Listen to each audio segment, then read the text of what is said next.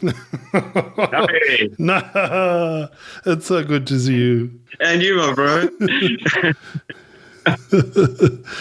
How you Uh, doing? I'm very well, thanks. That's fantastic, man. As you can hear, I'm very excited to chat with John Morrow, formerly from Nottingham Road Brewing Company in the KwaZulu-Natal Midlands. John moved to Ireland just over a year ago, and believe it or not, John, a big IPA fan, now works for the only Belgian brewery in Ireland. Unfortunately, the sound was not great, but I had a fantastic conversation with John. My name is Holger, and this is BeerWorld. Welcome to the show, John. Hey, Holger, how are you? It's very, very good to hear your voice, and I'm very excited. Tell me how has it been? You left Notties a while ago, and I haven't heard anything. What's happening? I've been somewhat busy moving the whole family over here and finding new work and everything. But it took a little while. I think it would for anybody. But now I've landed up at Mescan Brewery, which is just outside Westport in County Mayo on the west coast, which is actually in many ways very similar to Notties, being a kind of a rural countryside brewery with a small team and kind of exciting beers and just a bit of a story to it. Unlike, a lot of the fresher faced dogs that have come out in the past 5 years, they've been going since 2013. So they're really well established, and they also we make Belgian style beers in Ireland, which is we're the only brewery in Ireland that does. How on earth did that happen, John? So the brewery was started up by Bart and Killian. Bart and Killian were they were both trained vets, and they decided after many years of being called out at 4 a.m. to go to farms in the rain and snow that they didn't want to do that anymore as they were getting older. So they thought, what else could we do? We like beer. We like making beer at home. Why don't we set up a brewery and see how it goes? So Bart is Belgian and Killian was born in Dublin. So essentially the brewery is an Irish brewery that makes Belgian beers. And they've had a lot of contact with the Belgian embassy, and they've been over every year to brew in Belgium, and we've got quite a good relationship as being the only Belgian style brewery in Ireland. Yeah, that's very interesting, and I wouldn't have expected you to go and work in a Belgian brewery. It wasn't something that I was seeking out, but after going through, I contacted virtually every single brewery in Ireland and the north of Ireland too, looking for work. And at that time, obviously, they were still in lockdown here, so it was quite difficult. But I had a couple of other prospects at, I would say, slightly bigger breweries, slightly more modern breweries. And when I spoke to these guys, I spoke to them on the phone, and they were just so funny and down to earth and sounded like my kind of thing. And I went out. I went out and we had a long chat and a few beers, and they called me back to go do a day of bottling to see how I would go with them and the team. And they said, let's do this thing. So I was like, well, you know what? I've done English style beers and German style beers with Notties. Why not try the Belgian stuff? And it's certainly been a learning curve, but it's been a lot of fun, I must tell you. Yeah. And are you starting to like the beer?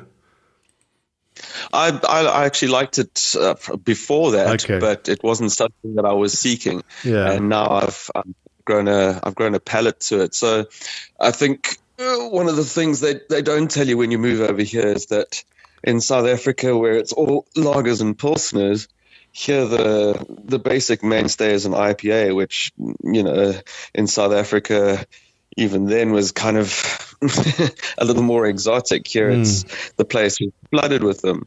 So when I spoke to them the first time on the phone, they said, "What kind of beer do you like?" And I said, "Well, I usually like IPAs, but since I've been in the country, I've spent the past 2 or 3 weeks just drinking IPA, and I'm kind of burned out. So I'm looking for something else." And I said, "Good, because you're not going to find one here. We don't make IPA." And I thought, well, that's kind of strange, isn't it? And they're like, no. We've got our own niche, and we stick to it, and we make traditional style Belgian beers mostly, with a bit of an adventurous slant, their own kind of take on it. But when I look back at what they have made and what we've got in the range now, they've literally gone through virtually every single style of Belgian beer available. So they've really kind of put it out there and trying all these beers, and then trying the beers that they're getting beers from Belgium all the time for us to drink while we sit down and have a break. So I've been trying everything, and it's quite a different palate that you need for it, but it's unbelievable beer. I also think so. I like Belgian beer. We just don't. A lot of people do. We just don't see enough of it here. No, you won't. And I think that was the problem, is that I never really had any kind of exposure to it in South Africa. No one was really doing that kind of thing. Yeah. So tell us a little bit about the journey or the struggle of finding work. You had some good prospects when you left? Yeah, so I started talking to people. We sold our place beginning of January 2021, and we decided that we were going to do it because we'd been talking about moving to Ireland for quite a few years. So I started putting feelers out with a few Irish breweries, especially the bigger, more well-known ones, and I had some really good chats, Zoom chats with some of the guys. So when I got here, in the hotel, I spent most of my time doing more Zoom chats and phone calls and emails and just seeing what was available. But as I said, at that time, everybody was still in lockdown, so it wasn't an easy nut to crack. So when I got out, I started going for some face-to-face interviews with these guys, and some of them were extremely large. The one that I was very keen on was Rye River, who are just outside of Dublin. They are a huge operation, an American-owned company, and they brew 24 hours a day. So I think they've got 4 different shifts, and their fermenters and their brew house are just enormous. So I started looking at that, and I thought to myself, it might just be a bit of a hectic leap coming from where I came from, with a little 1,000-litre brew house and a few fermenters, and sitting in the countryside in the Midlands. So yeah, I did a couple of them out in Wicklow and a few other places that were kind of similar to what I wanted, but some of them, or actually most of them, didn't have anything going at the time. And they were all told me, as soon as everything opens up, we might have more opportunities and blah, blah, blah, blah. So I think I was doing it for a month and a half or so, and it was starting to get really bleak until I spoke to the lads at Mescan. And then, yeah, it just all seemed to fall into place, which is what happened at Notties as well when we got there. Yeah, wonderful. And what's it like? I mean, that in terms of the business, what is the big difference, or what would be interesting for us to hear as South Africans? Well, as I say, for one thing, IPA is just an absolute mainstay. It's like the States. It's the basic beer. So a lot of people don't actually have lagers, but they certainly do have IPAs, and a lot of them. So the whole market is swamped with the damn things, which is fine, except that, I mean, I drank a few every day for the first few weeks being out of lockdown, and after a while they all just started tasting the same. It was all West Coast IPAs by the dozen. So there's room to maneuver when it comes to style, but the actual brewing community, they're not as close as the South African ones, as South African one, should I say, where we really were quite a quite a family, Yeah. we still are. So they all know each other, but they don't really engage with each other as much as the South Africans do. So you don't see the guys, they don't have a big festival kind of feeling in the country. So there are festivals, but they're very, very small, very niche, and very kind of to specific counties. So you only see them maybe once a year if you see them. So you kind of stick to your local breweries, of which we here in Mayo, we've only got two other breweries that are close to us. And then one in Sligo that we're very, very good friends with.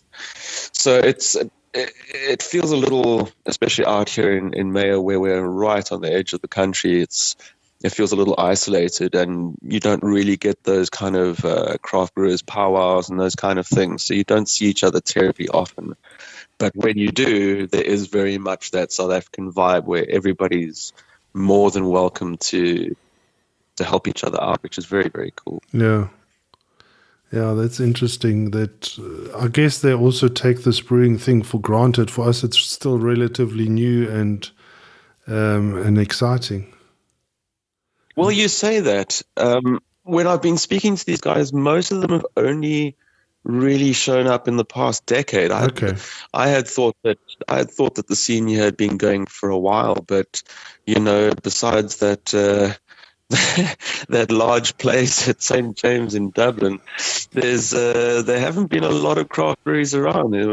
I think it was actually quite similar to South Africa, if not a bit later, that the boom happened here. Okay. So it was around 2010 to 2013 where the older breweries started showing up, and then the newer ones have all been here maybe 4 or 5 years. So it's actually a younger market than South Africa, which is quite weird. And where do you sell your beer?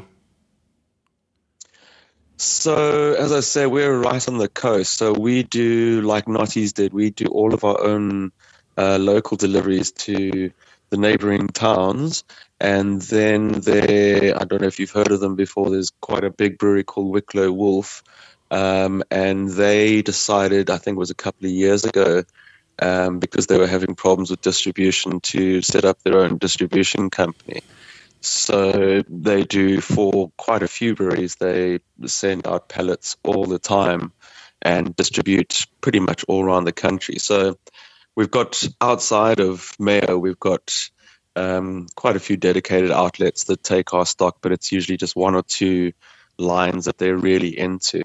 And then around here, we do taps, and we do bottle stores, off licenses. We do as much as we can, and we try and do as much with food pairing as well, because there's a lot of really cool artisan people making food and owning restaurants and things. So we do quite a bit with food pairing and tours and that kind of thing. So outside of Wicklow Wolf, we kind of do our nationwide distribution in another company called Farities.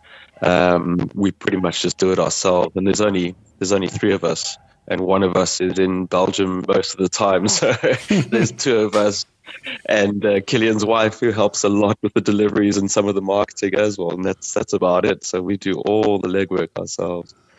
Yeah. So it is really similar to what you used to.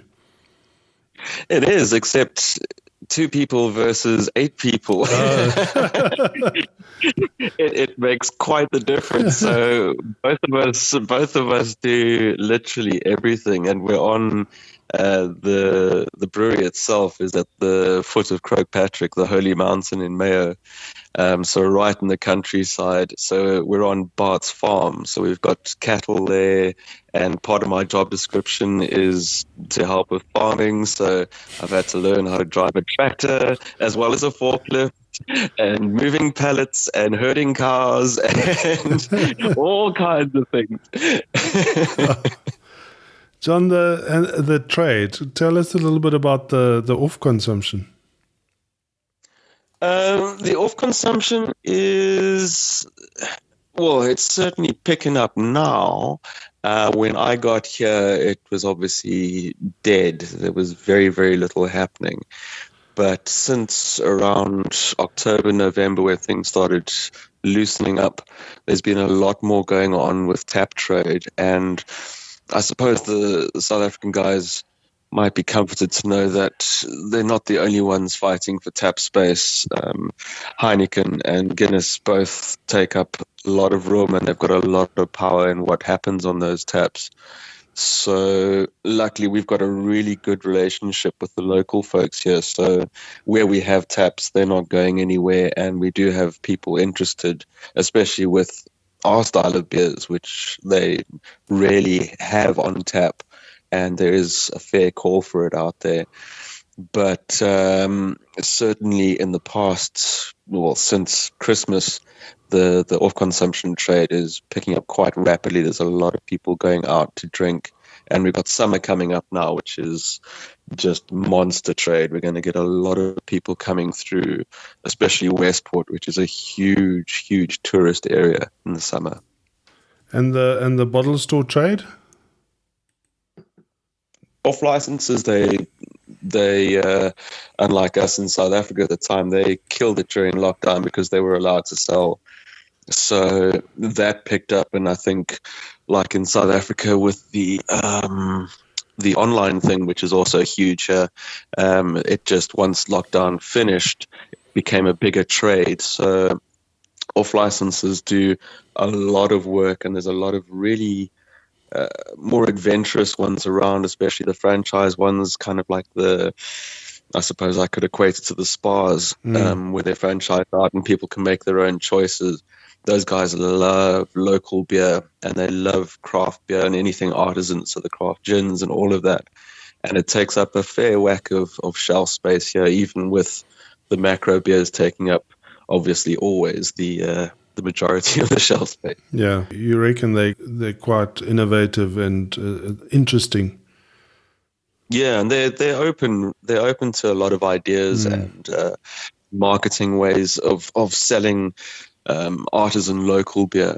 And I think there's generally that feeling of, regardless if it's on tap or out of the bottle, that if you're in a local area, you drink that local beer. Yeah. Which is cool. John, what advice would you give to the people back home if they're unhappy and they got an itch, they want to move? Look, we're super happy. I think it also, one of the big things you have to weigh up is the just making a living, because you're earning euros, but the quality of life here is quite high. So you pay a lot for rentals, for housing, for food, for fuel, which has just gone up like everywhere else in the world, obviously. So we took a big chance by not having anything cemented job-wise before we got here. If you can get something and you can work out a budget before you come over, it's definitely a good idea, because it's not easy, but the quality of life is much, much better. The safety factor, for one thing, and I knew it would happen the first day we were out of the hotel. The hotel locked down after 10 days of sitting in a room. We went out for a walk to the park in the outskirts of Dublin, and we kept looking over our shoulders and all of that kind of thing. And everybody was like, "Just relax. We don't even lock our car doors here. It's not even a thing." And literally, we haven't seen anything out of that kind of perspective since we've been here. They've been very welcoming. The safety factor is huge, and the quality of life is very good. But you pay for what you get, obviously. And have you found an expat community there, or do you feel quite at home with the locals? Well, as I say, I knew that Tundi and the two Oaks family were here, and Jonathan Cousins and a few other people. So when I got here, Ruth actually made a WhatsApp group just for us South African brew people, which is quite cool. So we chat every once in a while, and it's quite nice. But being all the way out here, we knew nobody. So it's literally starting from scratch, which is also not easy, but it's nice to kind of start with a clean slate, actually. And I got to say, the Irish people are the friendliest people on the planet. They are really welcoming to anybody and everybody. So it's been very, very enlightening to see that happen. I didn't expect that to hear that. That's very good, eh? It's very cool. And I don't know if they particularly like South Africans in general, but I get asked about my accent all the time, and they're very, very interested in where I come from and what happened there. So it's kind of cool. You're kind of the fish out of water. Yeah, that's really cool. Well, you must send our regards to the beer people in Ireland and tell them that we're rooting for you. We're hoping that you'll settle in nicely and build big empires there. Yeah, well, I think it can only go from strength to strength. I mean, like the excise, which we've got so many problems, historical and modern. Here, you get a 50% cut on the excise, and they're very nurturing of the artisan market, especially the alcohol market. They seem to nurture it, and it seems to keep growing, which is very cool. And there's new breweries popping up like they do in South Africa all the time. So people are getting more adventurous, and I think the beer drinking population is getting more adventurous too, which is exactly like it was in South Africa. It's just really fun to see, and you get to educate them. Like, we're doing our first brew course in 2 years next weekend, and that's 15 people that want to come learn how to brew a Belgian beer, and they want to taste through all the different Belgian styles and all of that kind of fun stuff, which is great. Oh, and we're going to be doing, I don't know when this podcast is coming out because we haven't announced it, but we're going to go do a collab with Wicklow Wolf on the 1st of April. Okay. Perfect date for you. So we'll go do I think we're going to be doing a VIT with them, and they'll be packaged in their can packaging, and then they're going to come and brew with us, and that'll be packaged Belgian style with candy sugar and bottle conditioned in our 330ml Belgian style bottles. So it's going to be like a two-way cola, which is going to be really exciting, I think. Yeah. Yeah, that's nice. I always like the collab stuff, and gives you extra mileage, eh?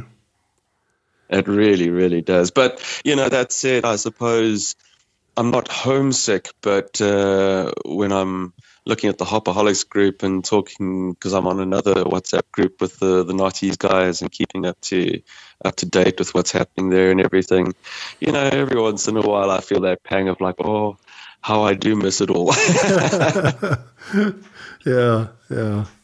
Our family community is difficult to get anywhere else, I think. Yeah, it is unique. And I popped into Notties the other day on the way to the Berg, and it was strange not to see you at your desk.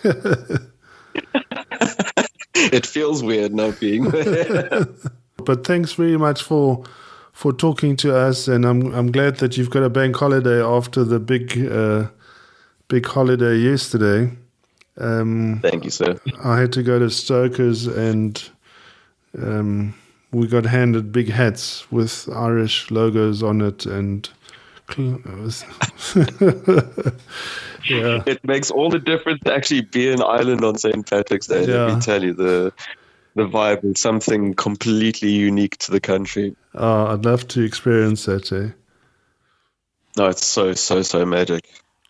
I see on Instagram that Mescan Brewery has got a whole lot of people that follow, a whole lot of followers from South Africa, so that's cool. Yeah, I have noticed. I think that only happened in the past 6 to 8 months, if I'm not mistaken. Even from Belgowan. There we go. Strange that. We'll chat again soon. No, absolutely. Thanks for everything, Holger. And I miss you guys. Thank you for listening to our stories here online. In the show notes, you will also find a link where you can subscribe to become part of our community and be notified when we upload our latest content.